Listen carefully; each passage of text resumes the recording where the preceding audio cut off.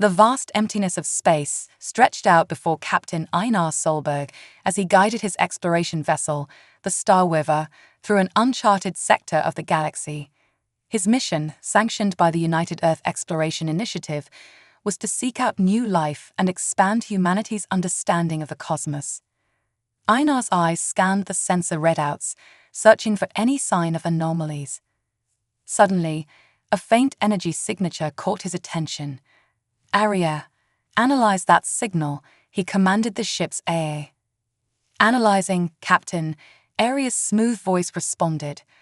"The signal appears to be artificial in origin, emanating from a small moon orbiting the gas giant ahead." Excitement coursed through Einar's veins.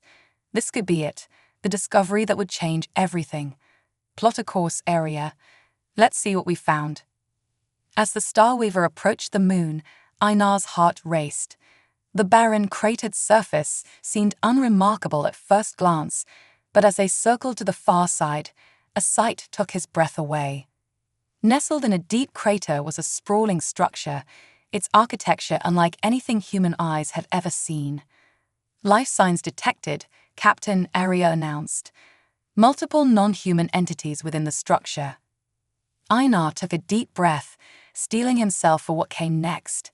"Initiate first contact protocols. Let's hope they're friendly." The Starweaver touched down near the alien structure, kicking up plumes of lunar dust. Einar donned his exosuit, checking the systems one last time before stepping out onto the airlock. "Aria, maintain communication links and be ready for emergency extraction if needed." With a hiss, the airlock opened, and Einar took his first steps onto the alien moon. As he approached the structure, he noticed movement.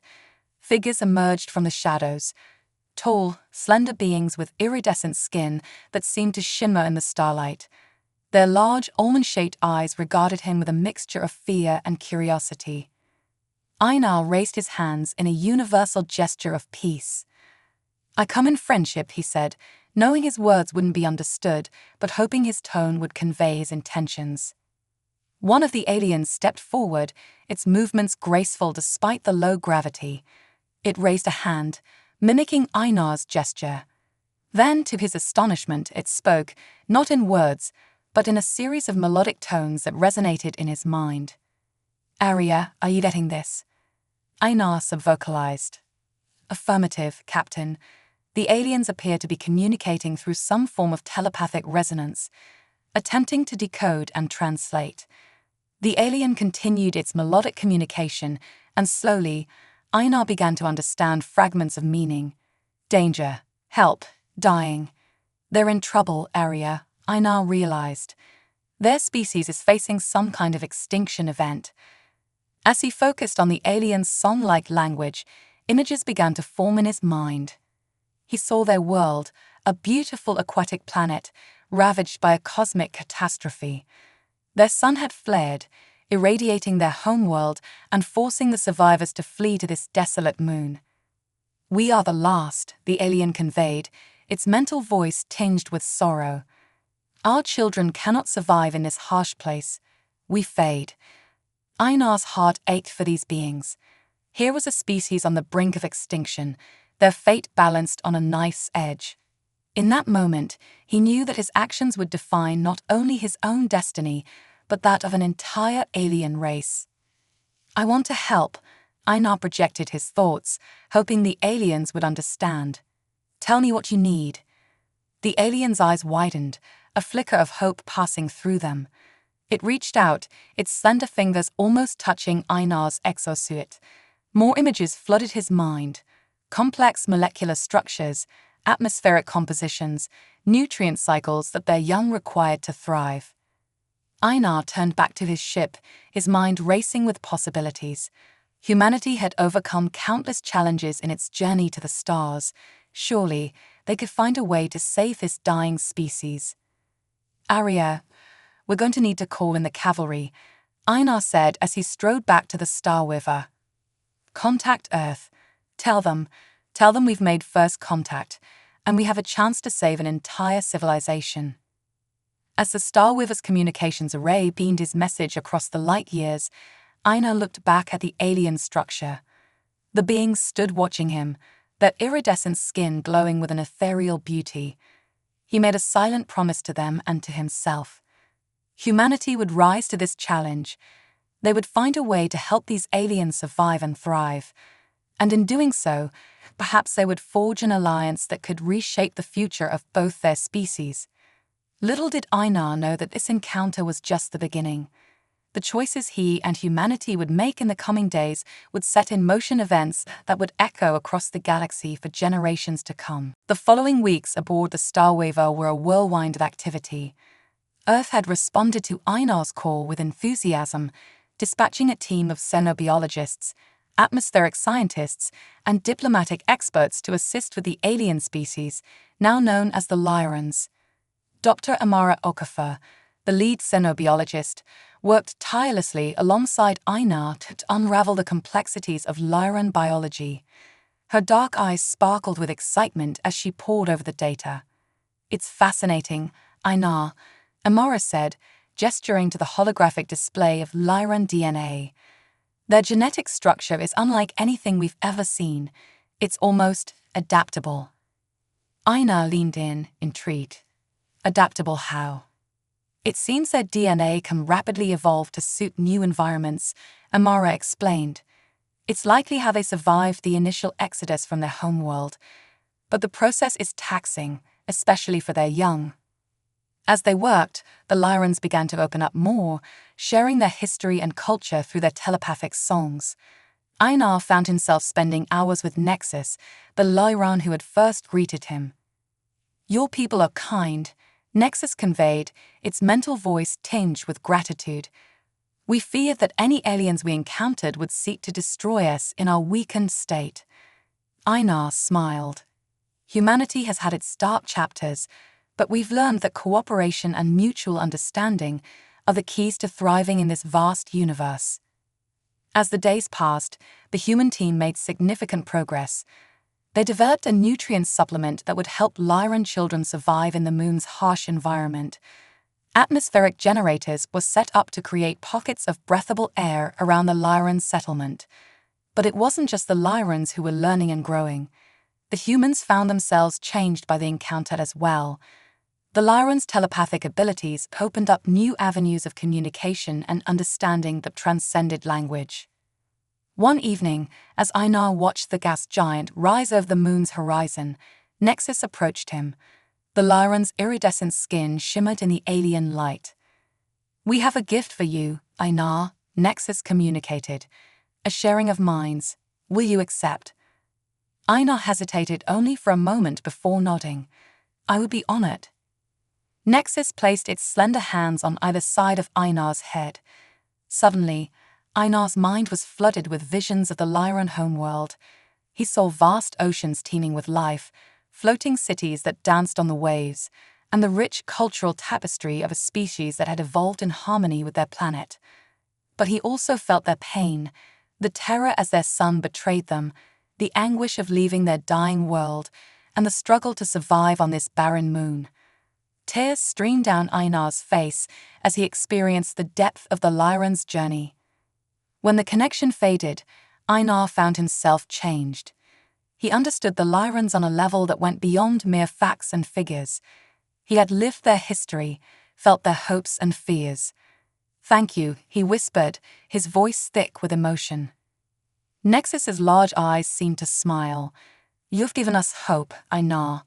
We wish to give you understanding in return." As news of the successful first contact spread, the galaxy seemed to hold its breath. Humanity's first encounter with an alien species had not led to conflict, but to cooperation and mutual growth. It was a promising start to a new era of interstellar relations.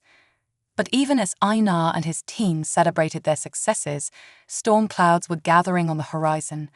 In the darker corners of the galaxy, other forces had taken notice of the fledgling alliance between humans and Lyrans.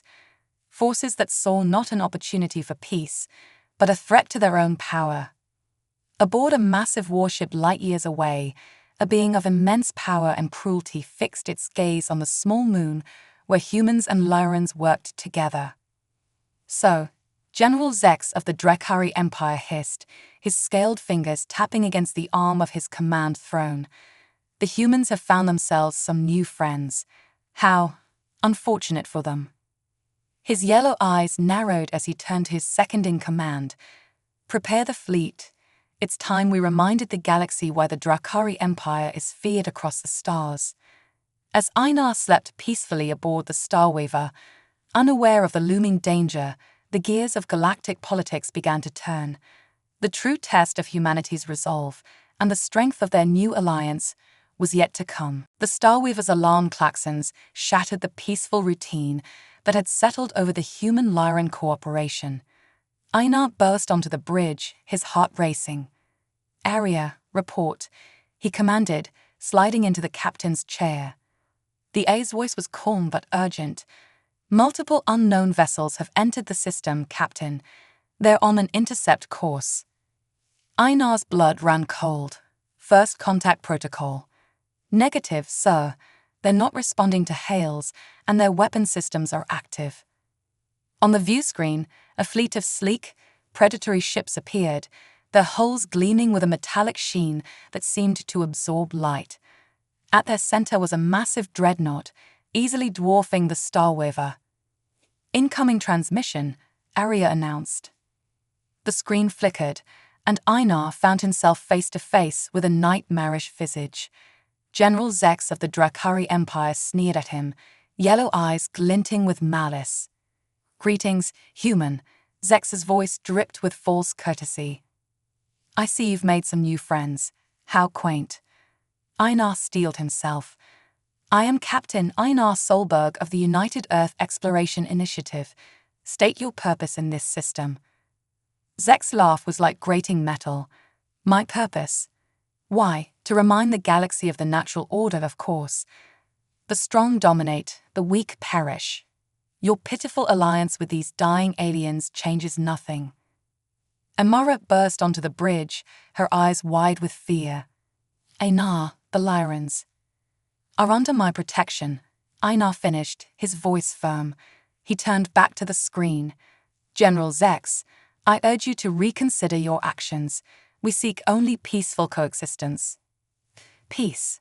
Zex spat the word like a curse. "Peace is for the weak. The Drakari Empire expands, consumes, conquers. You have one planetary rotation to surrender the Lyrans to us. Resist, and we will crush you along with them." The transmission cut off, leaving the bridge in stunned silence. Einar's mind raced.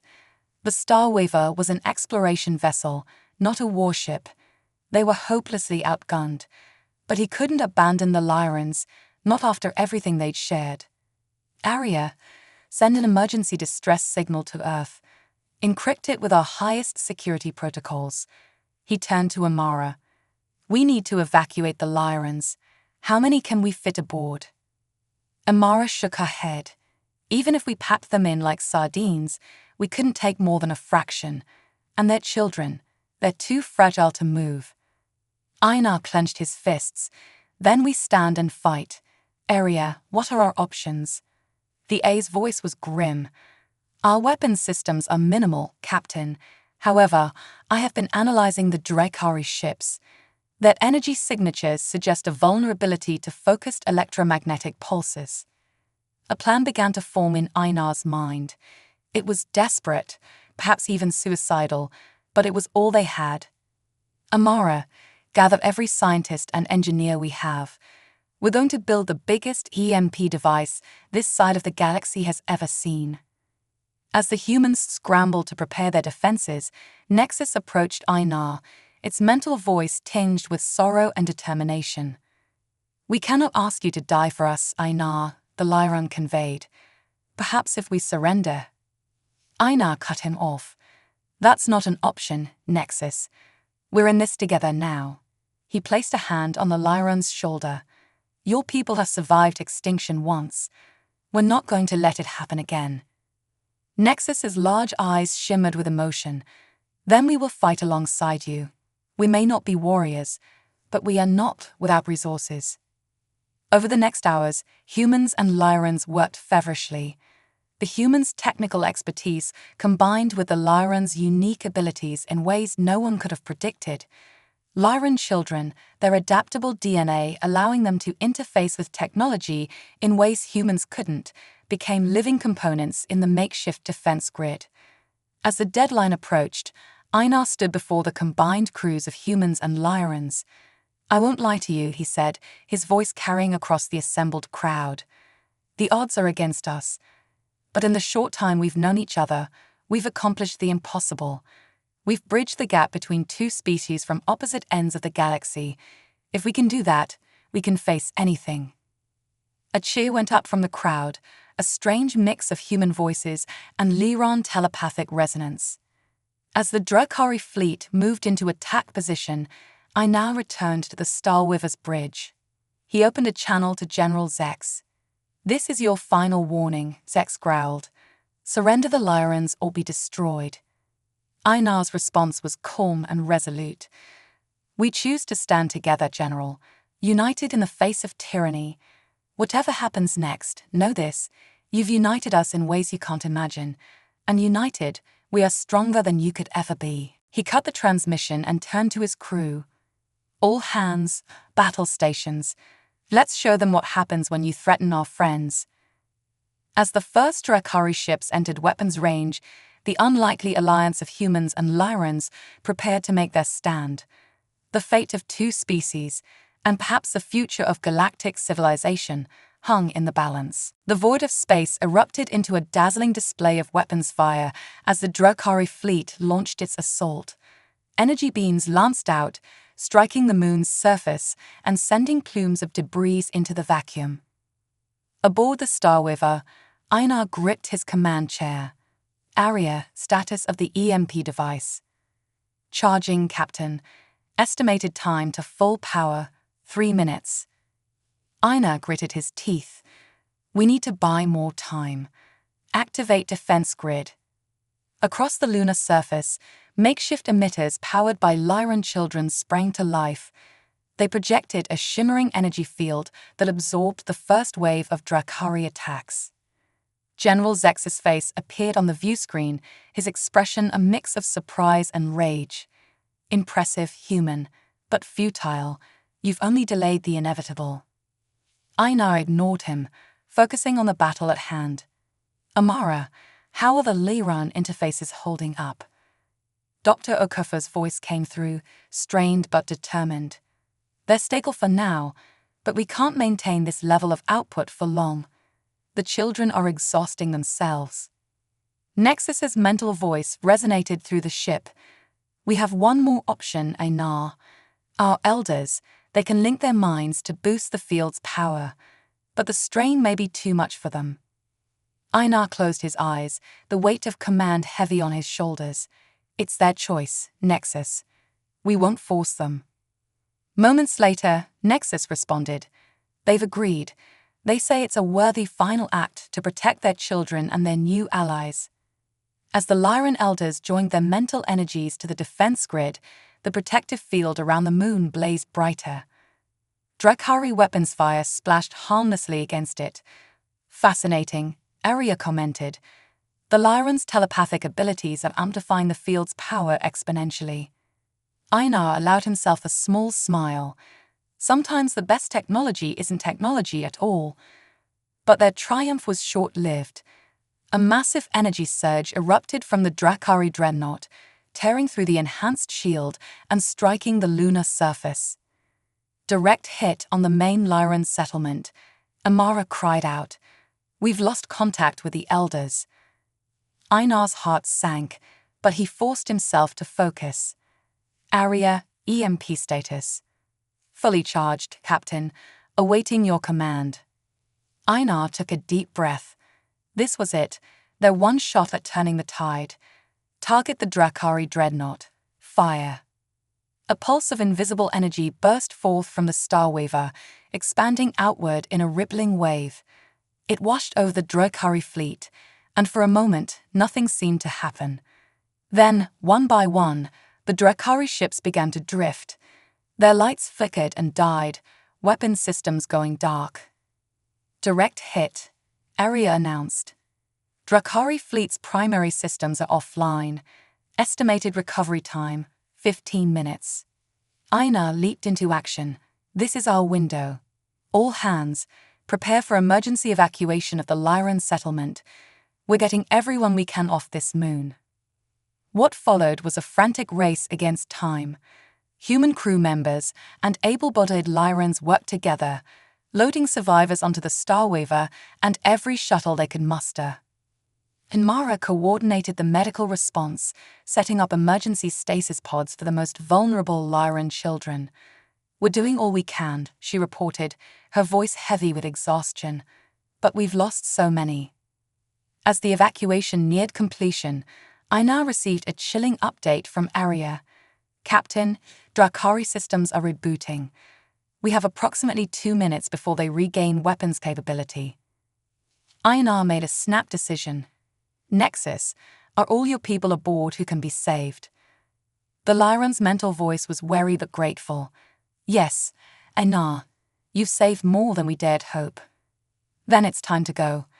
Einar opened a ship-wide channel. All hands, brace for emergency departure. Area, plot a course out of the system, maximum speed. The Starweaver's engines roared to life, lifting the overloaded ship from the lunar surface.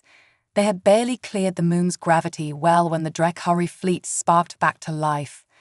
Incoming fire, Arya warned.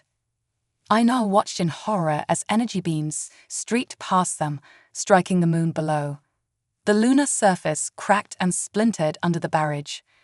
My God, Amara whispered, watching the destruction on the view screen. They're breaking the moon apart. As the Starweaver accelerated away from the devastation, Einar felt a mix of emotions: relief at their narrow escape, grief for the lives and history lost on that small moon, and a burning determination to see justice done. He turned to Nexus, who stood silently watching the receding image of their destroyed sanctuary. I swear to you, Einar said, his voice low and intense, this isn't over. The Drakari will answer for this. Nexus turned its large, sorrowful eyes to Einar. What can we do? We are refugees, and you are but one ship. Einar's jaw set in a determined line. We may be one ship, but we're not alone. It's time to call in the cavalry. He turned to his communications officer. Send a priority message to Earth Command. Tell them everything, and request immediate reinforcements. As the Starweaver streaked through space, carrying the survivors of 2 species united by adversity, Einar knew that the real battle was just beginning. The galaxy was about to learn that when humanity made friends, they would go to any lengths to protect them. And the Drakari Empire was about to learn the cost of underestimating the power of an unlikely alliance. The vast emptiness of space shimmered as a massive fleet dropped out of faster-than-light travel.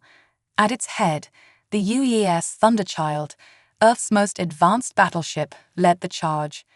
On its bridge, Admiral Kira Yoshida stood resolute, her eyes fixed on the tactical display. Status report, she commanded. Her XO, Commander Rafael Torres, responded crisply. All ships accounted for, Admiral. The Starweaver has rendezvoused with the fleet and is transferring the Lyran refugees as we speak. Kira nodded. And the Drakari? Holding position near the shattered remains of the moon, ma'am. They've detected our arrival, but haven't made any aggressive moves. Yet. A communications officer interrupted. Admiral, we're receiving a transmission from the Drakari flagship. On screen, Kira ordered. General Zex's reptilian face appeared, his yellow eyes narrowing at the sight of the human admiral. So, the vermin call for reinforcements. How predictable. Kira's expression remained neutral. General Zex, I am Admiral Kira Yoshida of the United Earth Fleet. You have committed an act of unprovoked aggression against a peaceful species under our protection. Stand down and prepare to be boarded, or face the consequences. Zek's laugh was cold and mirthless. You dare threaten the Drakari Empire. We who have conquered 1,000 worlds. Your pathetic fleet is no match for our might. Perhaps, Kira replied, her voice steel. But unlike you, we don't stand alone. She cut the transmission and turned to her crew. All ships, battle formations, prepare to engage. As the human fleet moved into position, a sudden alert blared across the bridge. Multiple FTL signatures detected, Torres exclaimed. They're not ours, Admiral. Kira's eyes widened as new ships appeared on the tactical display, sleek, organic-looking vessels that seemed to phase in and out of reality. We're being hailed, the comms officer reported, confusion evident in his voice. It's the Lyrans, Admiral. The viewscreen flickered to life, showing the bridge of one of the new ships. A Lyran stood there, but unlike any they had seen before, this one stood tall and proud, its iridescent skin gleaming with an inner light.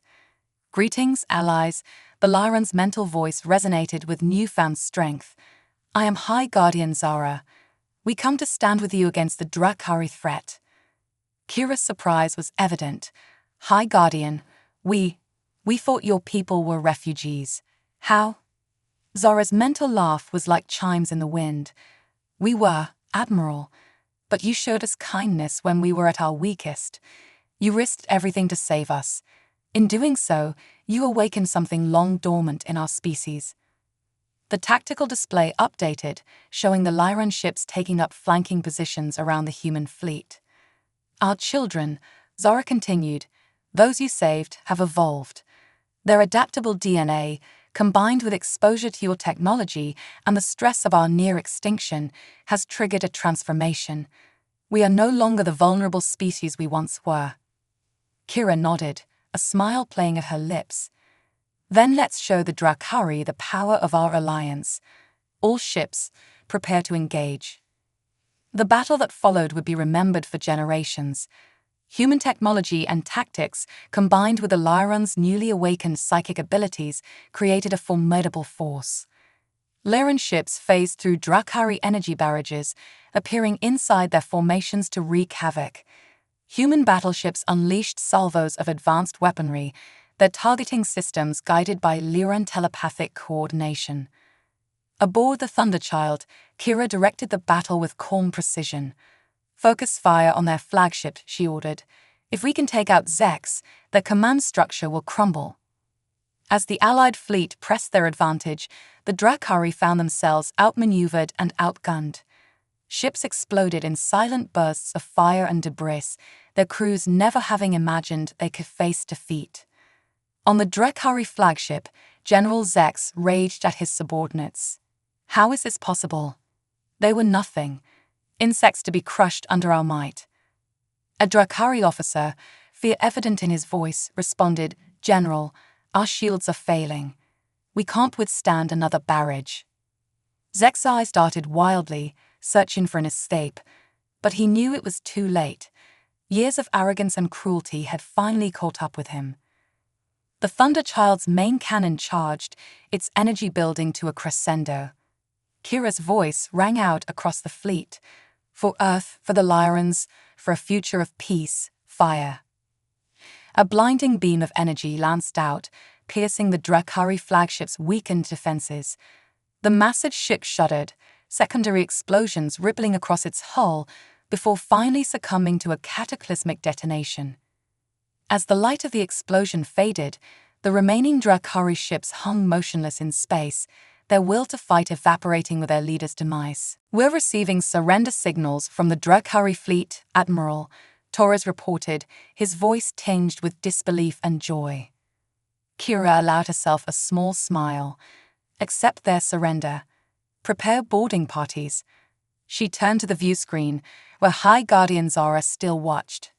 High Guardian, it seems we have much to discuss about the future. Zara's mental voice resonated with warmth. Indeed we do, Admiral. A future that, thanks to the bravery and compassion of humanity, looks brighter than we ever dared dream. As the combined fleet began the process of securing their victory, Kira couldn't help but feel a sense of awe. What had begun as a simple exploration mission had turned into a pivotal moment in galactic history. Humanity had not only made first contact, but had forged an alliance that would reshape the stars. The battle was won, But the true challenge, building a lasting peace in a galaxy forever changed, was just beginning. 1 year after the Battle of Shattered Moon, as it came to be known, the Grand Assembly Hall on Earth buzzed with anticipation. Representatives from every nation on the planet, along with a contingent of Lyran diplomats, gathered for a historic moment. Captain Einar Solberg, now Admiral Solberg, stood at the podium, his weathered face a testament to the challenges of the past year. Beside him, Nexus, now an esteemed ambassador of the Lyran people, radiated a quiet strength. "Ladies and gentlemen, honored guests," Einar began, his voice carrying across the hushed audience. 1 year ago, humanity took its first steps into a larger universe. We discovered that we were not alone, and in doing so, we rediscovered the best parts of ourselves. He gestured to Nexus, who stepped forward. The Lyran's mental voice resonated through the hall, touching the minds of all present. "The alliance between our peoples," Nexus conveyed, "born in adversity and tempered in battle, has grown into something beautiful. Together, we have begun the work of healing the scars left by the Drakari Empire." Holographic displays activated, showing images from across the galaxy. Former Drakari slave worlds, now free, rebuilding with the help of human and Lyran volunteers. Scientific outposts where the two species worked side by side, unlocking the secrets of the universe. Einar continued, "The fall of the Drakari Empire has created a power vacuum in this sector of the galaxy. But where others might see chaos, we see opportunity. An opportunity to build something new, something better." He pressed a button, and a new hologram appeared, a massive space station, unlike anything seen before. Its design was a seamless blend of human and Lyran architecture. "I present to you Project Harmony," Einar announced. "A joint human-Lyran endeavor that will serve as a beacon of cooperation and peace. This station will be a neutral ground for diplomacy, scientific research, and cultural exchange. It will stand as a testament to what we can achieve when we work together." The assembly hall erupted in applause. As it died down, Nexus spoke again, its mental voice filled with emotion. "But our work is far from over. Even now, we detect signals from other civilizations, some friendly, some not. The galaxy is vast and full of wonders and dangers. We must be prepared." Einar nodded solemnly, "Which is why today we propose the formation of the Galactic Concord, an alliance open to all peaceful species, dedicated to mutual defense, scientific advancement, and the promotion of understanding between different forms of life." The hall buzzed with excitement as details of the proposal were shared. It was ambitious, perhaps even audacious, but after everything humanity and the Lyrans had been through, anything seemed possible. As the session concluded, Einar and Nexus found a quiet moment away from the crowds.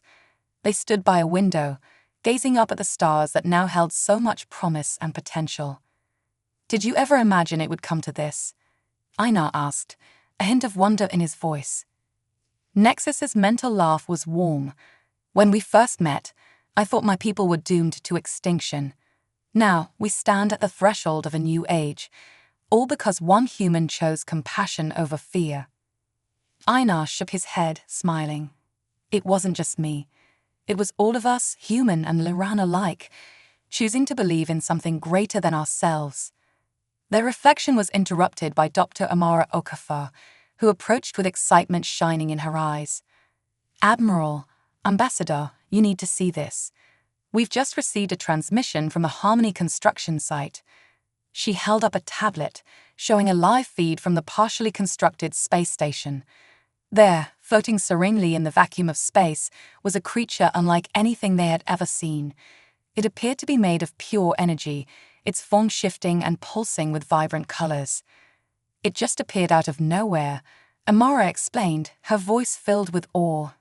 "It hasn't made any aggressive moves. In fact, it seems to be observing the construction." Einar and Nexus exchanged glances. This was it, another first contact, another opportunity to expand the boundaries of their understanding.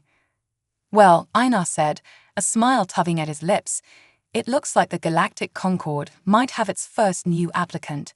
Shall we go say hello? As they hurried to the communications center, ready to face this new wonder together, both Einar and Nexus felt a profound sense of rightness. This was what they had fought for, a future where the unknown was met not with fear, but with curiosity and hope. The stars had once seemed cold and distant.